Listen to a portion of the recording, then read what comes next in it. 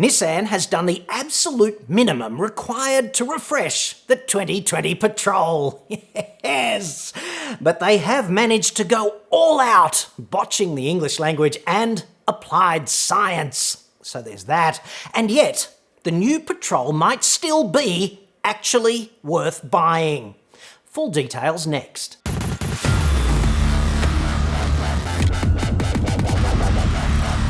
I'm John Cadogan from AutoExpert.com.au, the place where Australian new car buyers save thousands off their next new cars. Hit me up on the website for that. The new 6th generation Nissan Patrol lobbed here in Shitsville recently, and a lot of people have been asking me about buying it, like should they upgrade or should they buy in? This is likely to be the last ever Patrol, or at least the very last Patrol of this ilk, the hardcore off-roading tank. Yes. Patrol is kind of like Joan Rivers when you think about it, ongoing exterior upgrades, but same old bones. Not that there's anything wrong with that. They've been quite durable, I think you'd agree. And so also with the Patrol. It's pretty tough too. This time around, all you get is new lights, new bumpers, and some bolt-on safety tech. Ugliness has gone up at least one order of magnitude though, almost to Elite LX 570 visual abomination levels. Yes. Especially on the TIL. It's been beaten profusely with the ugly stick, I think you'd agree, and then kind of, I don't know, left for dead. So well done there, Nissan stylists. No fundamental changes, however. It's got the same powertrain, same body, but there has been a significant price hike again. Nissan Shitsville is simply milking Patrol for all it's worth, in my view, before they phase the old girl out, basically. We're told an incredible 52 LEDs are in the front headlamps now.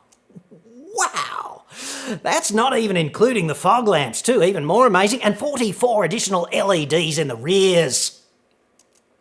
Press release-wise, you know it's dire, okay, when they have to start bullshitting about the innovative number of LED bulbs in a one-page press release heralding the introduction of the latest model. There can't be too much else to talk about, I think you'd agree. But they've also changed the wheels. They're still 18s, just a different design. And they've added all the borderline annoying safety features that the car industry is still really yet to think through properly, like auto emergency braking, lane keeping assistance, rear cross traffic alert, and blind spot monitoring.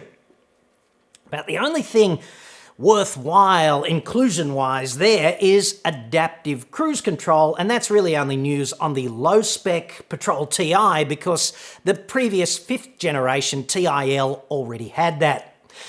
But brace for impact on the price, okay, because it has ramped up yet again for the 3rd time, incredibly, in just 2 years. Let's look at the economics though, because that's still actually pretty strong.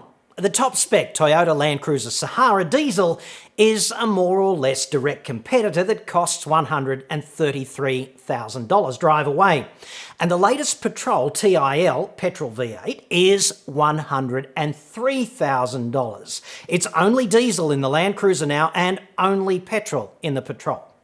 Diesel Land Cruisers offer more range on a full tank, and diesel is of course safer for refuelling at the roadside from portable containers like jerry cans, and that is of interest if you are a proper outback adventurer who's hell-bent on beating the desert into submission or something.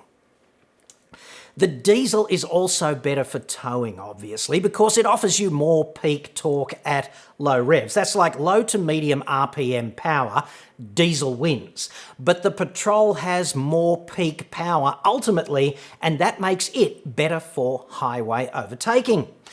And this dusting issue, it does hang like a cloud over the Land Cruiser, so that's something to consider as well.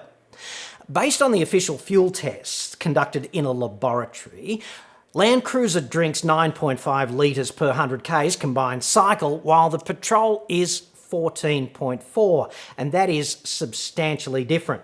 So's the price, the $30,000 price difference. These combine, okay, the price difference and the consumption difference, they combine in an interesting way. You know, out there somewhere in the future, down the road, there's a point on the odometer where the Patrol buyer and the Land Cruiser buyer reach fuel and capital cost equivalence. So the Patrol starts out cheaper, all right, and then the higher cost of the fuel kicks in. While the Cruiser, it starts out kind of expensive, but K for K, the Cruiser owner is paying less for fuel. So, have a guess how far you have to drive for those costs to become coincident. Somewhere down there, you know, down that track. How far do you reckon that is? I just ran the numbers on this, and it's gobsmacking. It's about 400,000 Ks. So, ballpark estimate, okay, for the first 10 laps of the planet, the Patrol remains in front on price. If you buy one of them, you're in front for 400,000 Ks, amazingly enough. This is a powerful incentive, I'd suggest, to prefer the Patrol when you run the numbers.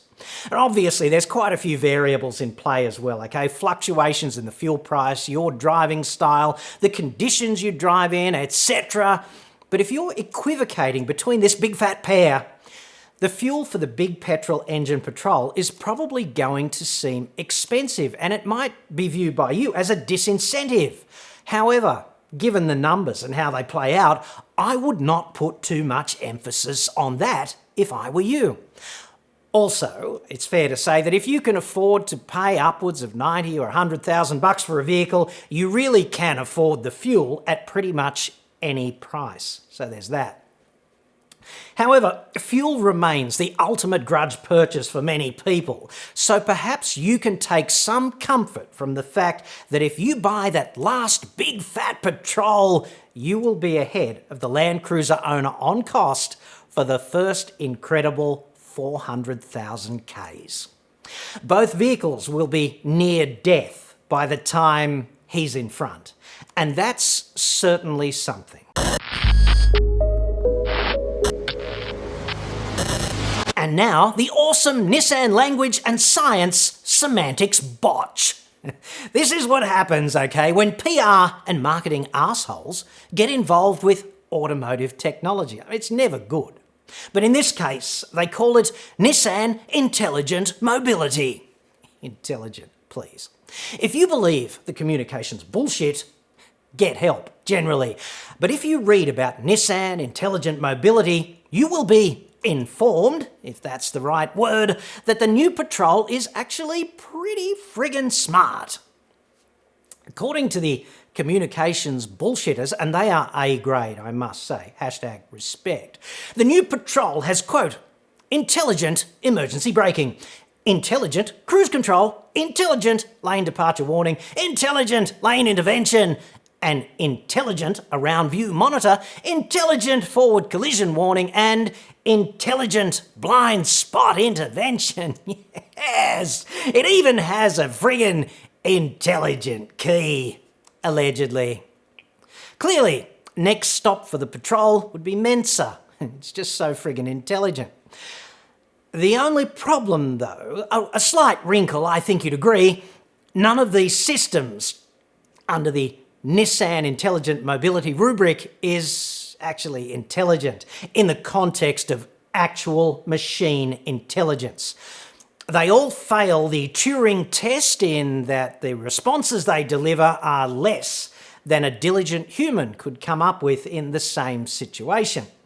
And they're really only there as a backup, okay, in case you go out to lunch mentally or take a little nap while you are behind the wheel. That's never good. So, by that definition, these systems are not even weak machine intelligence. It kind of amuses me that Nissan's whole intelligent mobility concept, which is a pillar of the brand, is therefore built on a foundation of semantic bullshit. Imagine a whole new driving experience, moving through life with greater confidence, excitement, and connection to the world around you. This is Nissan Intelligent Mobility, and it's already a reality in Nissan's You Can Drive today. Yeah! Nah, None of these systems is intelligent. They're all dumb.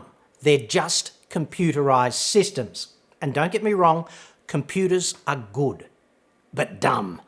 Computer says, when I get these inputs, I perform these outputs, and that's it. The computer has no friggin' idea what the inputs are, nor what the outputs do.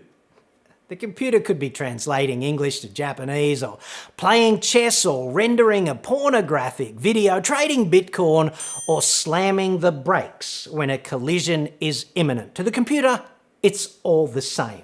That's as dumb as machines get. It's all process and no awareness. Intelligent systems, by comparison, like you and me, or actual machine intelligence, they understand what they're doing and why they're doing it. Playing chess, slamming the brakes to avoid death, rendering pornography, whatever. Auto emergency braking is not intelligent. It receives a signal, okay? A critical proximity alert. It has no idea what that signal means. It performs an action. It activates the brakes. It has no idea what that action does. It does not evolve over time. It does not get better iteratively. That's as dumb as it gets. Proficient, perhaps, if it's programmed correctly, but it remains dog shit dumb. And most of these systems are not even that good. They false positive all the time, and they're not fail-safe. Quite the opposite, and that is, frankly, disgraceful. Intelligent has become just another bullshit automotive term like, I don't know, shock absorber or radiator. The pro tip there, springs actually do the absorption of shocks out there on the road, and radiators overwhelmingly reject heat by convection, not radiation. So well done there, car industry. Yes. The intelligence implied by Nissan is nothing more than a prick tease unlikely to be consummated within the next 2 decades. And I'm not sure I'd be advising you to look forward to that eventually occurring. Proper AI, it's dead set scary. Some would say an existential threat to humanity, and I don't think they're overreacting. For more on the grim outlook here, check out Wikipedia's uplifting entries on instrumental convergence and the paperclip maximizer. Quite sobering reading. That'll give you something of a window into the nightmarish AI landscape that a real Skynet in the future could inevitably deliver, in spite of the programmer's best intentions. There's a cheery thought for the weekend. That's all I have for you today. You can subscribe if you like this video, but spew hate in the comments if you didn't. Unburden yourself if that's what gets you hard. The comments have been far too soft lately in my view. It's almost as if I'm losing my friggin' touch, and I hate that. PayPal link in the description if you'd like to support these reports, and otherwise, I'll catch you later. Thank you very much for watching.